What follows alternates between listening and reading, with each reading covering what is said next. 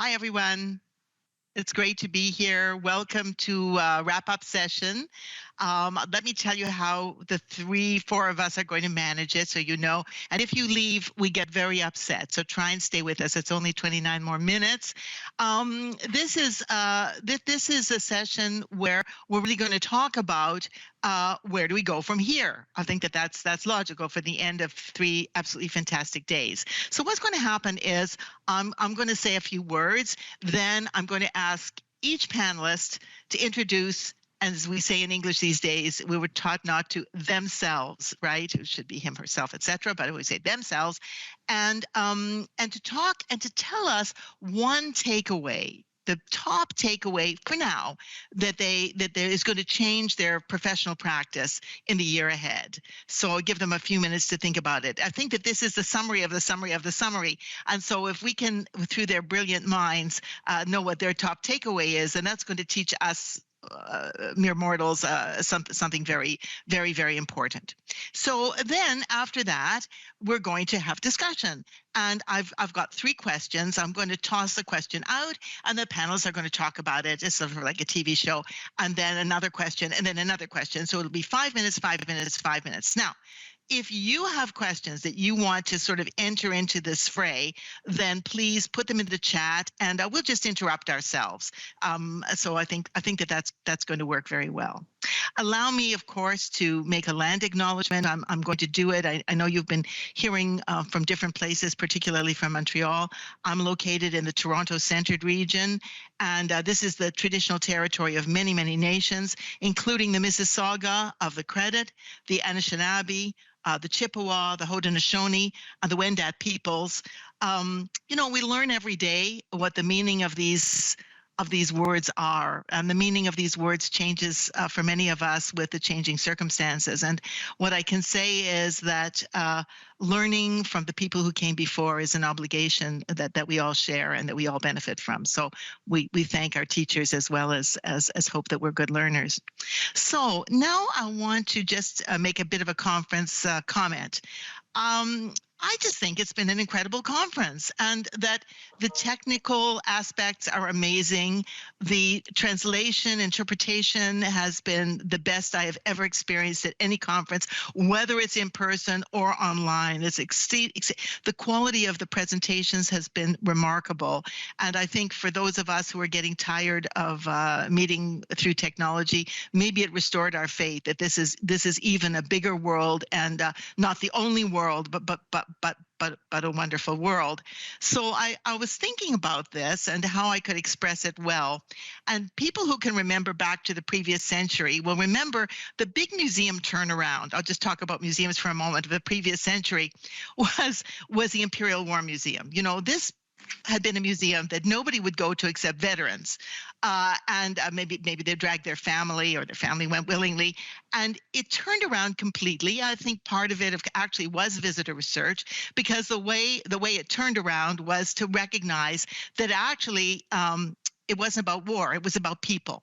And that was the turnaround moment, and that was qualitative and that was quantitative data. Now I know I've attended those sessions. So what I always tell people is you can have a turnaround even when your name has the 3rd worst words in the English language: imperial, war, and museum. 3 unloved words. And so I was thinking about the fact that this conference also has 3 unloved words in its title, and I think you've revolutionized it for the 21st century. I mean, let's face it, nobody loves the word data except people who are professionals at it.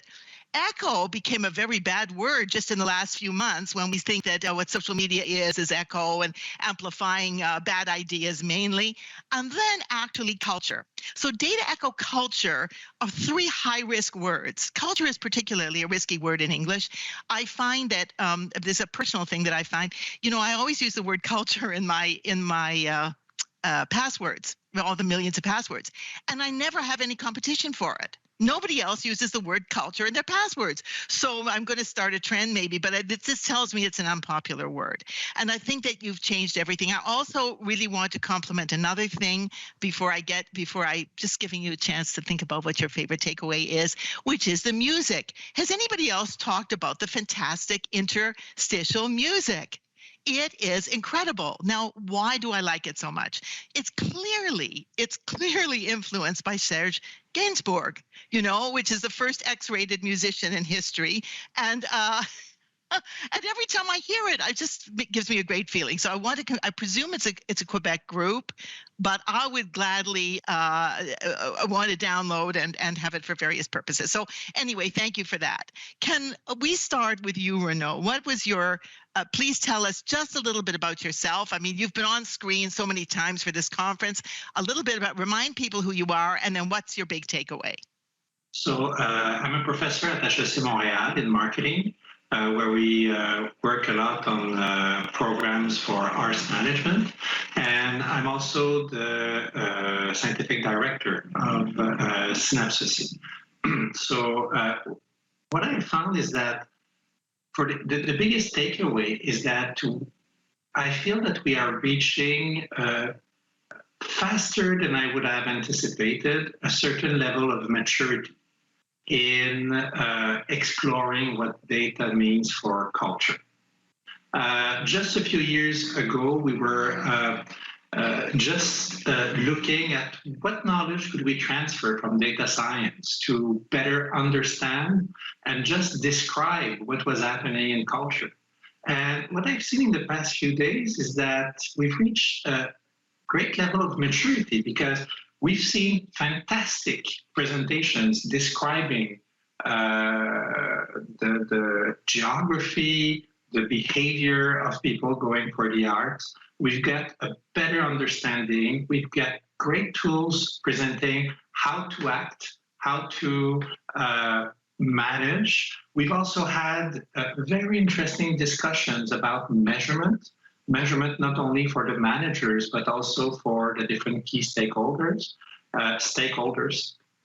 But also what I found is that in this maturation, we went from just trying to sell more tickets, have more audiences, to think about the accessibility, the diversity, the measuring the impact of the arts, not just in terms of ticket sales and how many people came, but also in terms of health, in terms of how to engage with the public.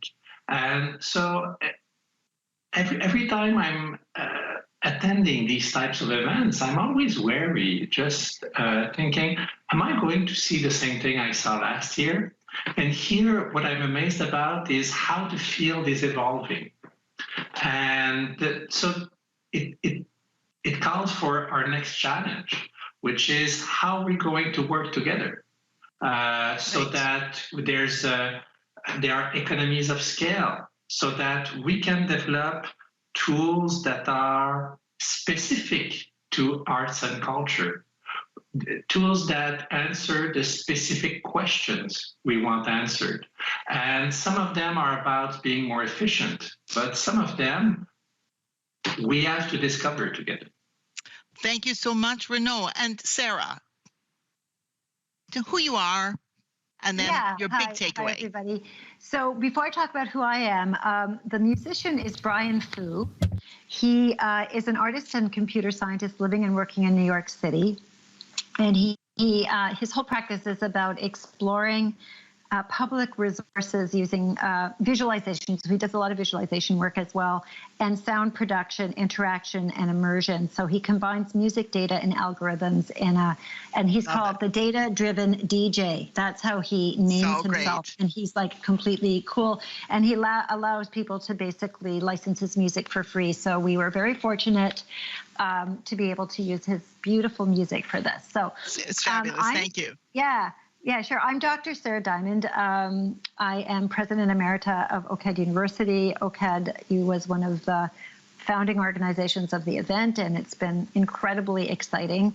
My interest in data it's a long interest.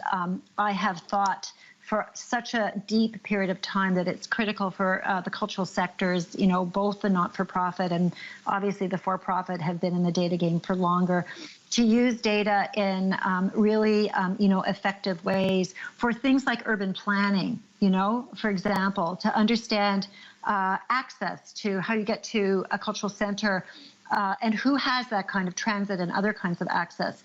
There's so much opportunity. I do a lot of work with what was called smart cities, and now we've smartened up and we use other kinds of language, but I do so much work across different kinds of, disciplines and context and trying to use cultural data. So I'm thrilled to see this convergence. I thought Renaud's points were really important about sophistication.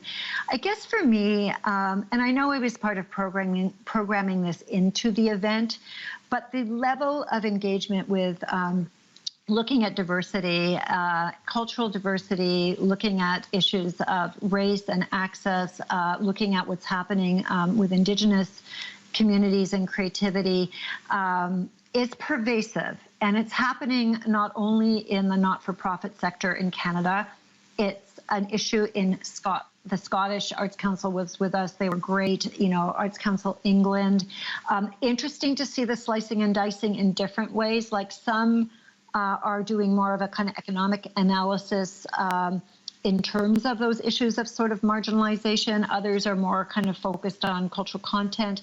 But it's really deep and it's really happening, and, it's great. And because there's investment in it and engagement, it's not going to just be here and then go away. So it's not, that's the big fear around Black Lives Matter, of course, is that we've had this brutal history. We've had this massive crisis. And then it's going to, and we all still have a massive, reaction against it, particularly in the U.S., right? And these sort of understanding and analysis, et cetera. So I'm really excited to see the sophistication of that dialogue.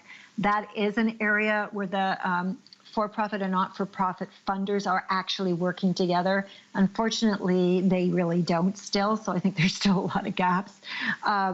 And the sophistication of thinking and how to collect data, has really moved forward. Like I was part of the Business for the Arts survey process about 4 years ago with La Placa and with Nanos, looking at what audiences were interested in, and the kind of building of panels, which are the people you go out and ask for data and segmentation. Honestly, it was not sophisticated. And we still have problems like with the data coming in from some of the great agencies like Numeris, et cetera, in Canada of doing that. But everybody wants to see this happen. And the people who collect data and make a living at it are also hypersensitive, hyper aware of that, Hill Strategy, others, and they're putting pressure on StatsCan and other data collecting agencies to really facilitate that process. So we really can reach diverse audiences, Indigenous audiences, and really support the creative sector, from IBIPOC, as we say in Canada, but Indigenous, Black, and people of color communities. So it wasn't a new thing, but it was so great to see it converge and be everywhere. And, I think it's exciting to see what tools we're going to build to do that. So thanks very much, Sara. So yeah. I'm just very, very tough on time. So Anne, you've got 2 minutes now. Okay. I think that I learnt, as you say, Gail, that it is interesting that you can get nearly 2,000 people interested in a conference with data in the title. And this is a revelation because actually our Arts Marketing Association here in the UK, they said there's this strange paradox that if they ask people for a list of things they would most like professional support on, data is always at the top. And whenever they put data in the title of one of their seminars or events or conferences, it always has the lowest number of bookings. So we have bucked the trend, and I think that is amazing. Congratulations. And I think that's because actually, particularly my partners in crime in this, particularly Synapse and OCAD, Sara and the team at Synapse, have thought very deeply and broadly about this idea. And actually, one of the things I will take away is that I think I spend such a lot of time thinking about my own little world of data that I think I do have rather a narrow understanding of it. And actually, it has been amazing to hear people who also have this very deep, intense thinking about their work and their box of data, now having these kind of cross-fertilizing conversations, which all the panels have been about. I mean, I think it's been dizzying, and I will tell you that I was quite challenged when we were planning the conference, thinking, how are all these conversations going to fit together? And my experience of all the panels so far is that there has been a really fantastic richness of people finding the universality, issues around trust. How are we going to find the new business models at some level, particularly at the moment, how are we going to find those new business models? The word discoverability is certainly in our jargon, but it hasn't been at the top of our jargon. And I have heard it so much in the conversations. It's going to be one of my takeaways, but I do think there is something about the importance of discoverability, both in terms of the resilience of the cultural sector, but very, very importantly, to the question very close to my heart around cultural democracy and the notion of social justice and the idea that actually we need to find better ways of making, true equitable ownership of our cultural assets across among all of our citizens. So I've really I would just want to end on this, that I really liked what Renaud was saying about collaboration. I said it in my opening thing that I was very excited about the potential to collaborate. I was dubious about being able to do it in a digital space, but I think it's been amazing. I mean, I've heard somebody talk in one of the sessions around pandemic research around whether or not we could infer things from doing a national study about what was happening with the pandemic. So, well, we can't infer things, we must do things locally. But then I listened into this conversation, and it's true, there were really interesting, different and differentiated findings in each of the countries. But actually, the power of the interpretation, once they started having that conversation about, well, what's actually going on here? Because, of course, we've been sitting with this data in our little box for a long time, but what does it actually mean? And the beginning of that conversation made me think we have got to keep this conversation going. I talked to my colleagues about one of my sessions. We talked with the gallery network from I want to say it's from Ontario, the Ontario Galleries, and they were talking about a project that they've done around people being data shy and the solutions they found around that. We have another project about data haters, but actually they had got a fantastic new dimension on it that I hadn't thought of. Again, so for me, this idea that we keep these conversations alive and they bring the new dimensions. I think the session you just left, Sarah, where we were talking about sort of, the experts really talking about the difficulties of many research methods, for example. How much richer if we're having these conversations together in a community that loves data, isn't afraid to say so, coming together, we get further so much faster. And I have really been convinced of that. Amazing. Thank you, everybody. Okay, well, that's great. And you already started to kick us off on my first question. So I'm going to ask Renaud just to jump in on it, which is data is power. I think we learned as 2,000 people, like, wow, that's fantastic. And so when you have power, the general tendency in the world is to hoard power. So now by this meeting, you've really, or I'd say we, because I'm a cultural planner, so I include myself, we've learned that there's a benefit to collaboration. Could you just be very, very, I'm looking for 1 or 2 word answers, to be frank with you. I'm sorry to be so pushy, but this is a job they've given me. What are the advantages of collaboration? Like, in research, like what, it lets me do this, this, and this. For the organizations, it leads to better decisions. And it's also great for the whole field, be it government bodies or associations, because they get a better description of what is happening. So when you look at how data can contribute, you have to look at it in a hierarchical fashion, multi-layer.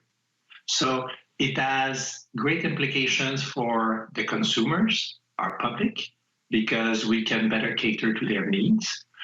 For organizations, better decision-making, and then we can have other metrics as well for decision makers at the political level to know, are we good in terms of cultural democracy? So we always have to look at the unit of analysis. Okay, good.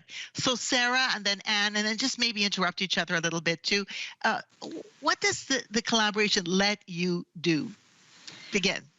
This, like that. Oh, it's incredibly important, and then I'm going to add some caveats. So, it really, and use the word discoverability, which has been really popular, in Canada, but it really does allow us to situate, audience research across organizations. We heard great examples from the, Toronto arts majors who actually brought in non-majors, which is exactly the model, right? It allows us to cooperatively compete with each other. It allows us to address the kinds of stuff I was talking about earlier, which is how do we actually reach out and find, diverse audiences. It builds an ecology, I think, and a culture which is about openness and sharing, and that we really are all in this together, which is a hard lesson for the cultural sector to learn. And I think COVID has either put people on the other margin, or they've actually learned that collective action is incredibly important. So it builds a kind of culture that rises all boats, potentially. My caveats very quickly is, a lot of work on, data governance, how we share, who we share with. Our data is being shared all the time by the platforms like Facebook, et cetera, right? The FANG people, they share our data all the time. That's not the model that we're talking about. So maybe we'll talk about it a little bit more, but I think, for vulnerable sectors sharing their data, they want to know why. Why am I sharing my data? With whom? How is it going to be used? How is it going to be cross-correlated? So I think a lot of work that's on, the right side of this is to figure out how we do it in effective ways, and and the other piece is, I don't think we should be making money off sharing data. We can make money off services that help to support this. But it's those caveats. I just wanted to complexify the conversation a little bit. Fantastic. Thank you. So, Anne, maybe you'll bring in this trust aspect in your talking about this issue. Well, I hadn't thought about that. Yeah, I mean, I wasn't going to touch on that, but I was going to say very simply. Actually, I'm a big fan of design thinking, and I like design thinking. I think that partly because to me it is why we need the data. We need the data to become better designers in every possible sense. I mean, at sort of macro and micro level, of great experiences, but also, social designers as well. So I love design thinking, and I think actually great design thinking, as we know, thrives on diversity of ideas. So, at that most fundamental level, and I think that's what we've seen acted out. I was particularly thrilled to hear a civil servant, I think Hilary Hartley, there at the core of policy, advocating for data, with a design thinking hat on. I was like, God, that is amazing. I was so wowed by that, I have to say. So for me, it's really about that. I think my caveat would be that collaboration is not the easy way up the mountain, but I think it helps you climb a higher mountain.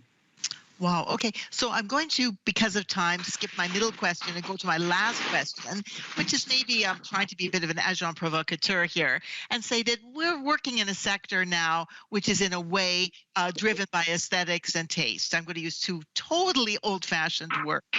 They come from a different era, in fact. So how does data play with that? Anyone can start. Toss the ball in the air. Can I jump in? Well, I think it's your remit, quite frankly, Sara. Yes. Yeah. Well, come on. I'm a data visualization person. They're totally related. Data is beautiful and can be made beautiful. And just as a little subsection of part of this, and Jared Thorpe, who we looked at last night, for those who joined, his work is so beautiful and meaningful and intervention focused in terms of political statements and changing the world. So there's a relationship between data and aesthetics as a sort of practice. But, aesthetics are historicized. They are not written in stone. They're culturally connected. They're things that we analyze and we understand both as, qualitatively discursive. So we need to understand that in terms of aesthetics. And they're also constructs of history and culture, all of which, frankly, can be developed as metrics and understood and analyzed over time. And I think it's really exciting, in fact, to look at what are the kinds of shifts in aesthetics that one might want to bring about and how our practice is changing.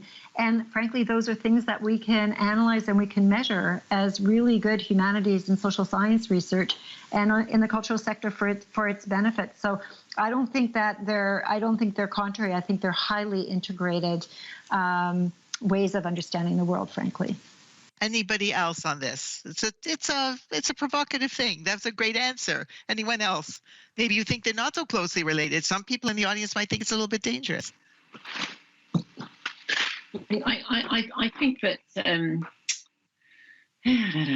for me, the idea. I mean, in some ways, it's one of those conversations that we've had so many times. You know, you sort of think, well, actually, it isn't either or both of it, and I don't think they're in conflict.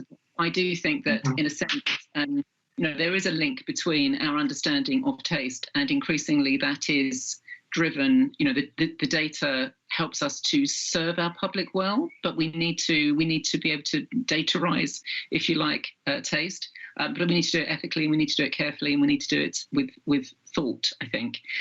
So I think that debate, whether technocracy of having a lot of data around and whether we really need it in the arts and actually whether it takes something has in some way, I think it's dissolving before our very eyes. On the other hand, I do think we do have a duty to use data in a very intelligent way. We have a duty not to let data turn us into Disney. Aha, Yeah. Very good, Renaud. I'm not very good, but it's fascinating. Yes, and very It good. is. I think we have to tread carefully in the sense that it shouldn't be the tail that wags the dog. The data, and I think it is what you were alluding to, Anne, is that we use the data so that the artwork can be perceived, seen, but we're not there to tell the artists what to do. And that is the big difference between an industry that produces goods and the artistic sector. We can give information, but the artistic act has to remain a dialogue and not an imposition saying this is what people like and what we should offer them. So it's a question of, and we have to frame it in ethical terms. And I think we have to look at the data. We have to look at what the field tells us. But at the same time, we have to preserve the artistic process. So it's interesting, Renaud, you said we have to bring a philosopher into this. So for the next conference, let's have more of those people. Sara, I'm very sympathetic, by the way, to what you said. I'm a materialist. That's my perspective. But I think that I think that there's a very big debate here. Nick Nanos made the point in his session in that survey that you've been involved with. He said, what people better be doing is go ask your audience what they want to see coming out of the pandemic. Okay, and then we're going to have some data coming out of that, and we can. But I think it's a pretty interesting question. It's a balance. I have throughout my entire career advocated for and supported what are the margins, and the margins, if you don't have those margins, you don't have migration into mass culture. The margins don't always stay the margins for that long, for one thing. They morph, there's huge interaction between those. So you have to create a protected space, as Renaud has said, for lots of critical and difficult practices to exist. At the same time, I actually think it's incredibly helpful to understand what audiences want and need. And some of what they need right now in terms of moving out of COVID-19, I'm working on this huge public art project for the City of Toronto. We're actually not going to fill some of those needs. We're going to fill more needs around diversity for that project. We're going to fill some of the needs around celebration also. So, it's just helpful to know what people think they need and to work with that. And one of the great things Nick said on that panel was, don't assume that audiences want safe culture. He said they've been through hell and they've been feeding themselves safe culture, through mass media. They probably, they want challenging things. Actually, the data completely tells us that. So I think that these are things. It's a non-dichotomy really, because I think that data is the inspiration, and as I say, if we take a design thinking frame, the data becomes an inspiration. It's like, this is where the people are at. Nobody, you don't ask the people, well, what kind of art would you like? What you ask is where you're at. Those things are that is inspiration for an artist to understand where society is, where an individual is. So I think that we need to think about data as inspiration rather than data as a threat or data as some kind of form of driver for commercialization and so on. it can be if you need it to be, but that's. We're not asking the public about what is the solution they want. Exactly. We're asking them what are they feeling? Yeah. What is their situation? What are they thinking about? And then in the creative work, the public expects the artists and the organization to present to them novel solutions. They don't want to be just told what they just told you. But even the quantitative data, for during the pandemic, actually people are watching and consuming in terms of what they're reading way more diversity than they used to. So, and again, that data is incredibly helpful for all of us in planning how we go forward. So it's a balance. So it's a dance, and I think that's a perfectly good way. I find that all my timepieces are completely different, so we might have time for our second question. Can somebody tell me about the time? I'm not too sure. Because I think we are running out of time. I think we are too. You've been told to end at 2:35, which is now. Okay, very good. So then we're perfect. So thank you so much for giving me the time. And even in the conference, the three of you have been our watchmakers, creating really a new framework to think about data and to think about culture. I think you've demonstrated that today. And I really want to speak on behalf of everybody, deep gratitude to the three of you for your initiative, to the levels of government who have helped to finance this really remarkable conference, and all the creativity of all the speakers. So that's just been a great pleasure, and it's been a huge learning experience for me. So thank you all. Yes. Thank you. Au revoir. Au revoir tout le monde.